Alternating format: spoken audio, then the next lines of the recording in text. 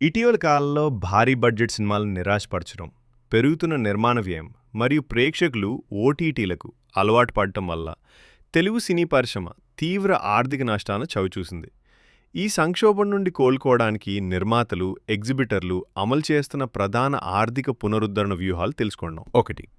Pre release sales. Cinema రిలీజ్కు ముందే OTT, Hindi dubbing, TV హక్కుల ద్వారా సగం బడ్జెట్ వెనక్కి రప్పించడం. 2.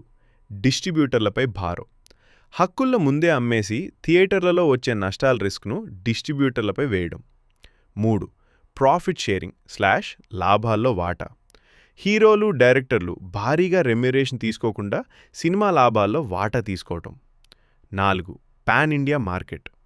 పాన్ ఇండియా మరియు ఓవర్సీస్లో రిలీజ్ చేసి మొదటి వీకెండ్లోనే భారీగా డబ్బు రాబట్టడం. 5. Early OTT release. త్వరగా ఓటీటీకి. సినిమా ఫ్లాప్ అని తేలిపోతే వెంటనే ఓటీటీ సంస్థలకిచ్చేసి నష్టాలు తగ్గించుకోవటం.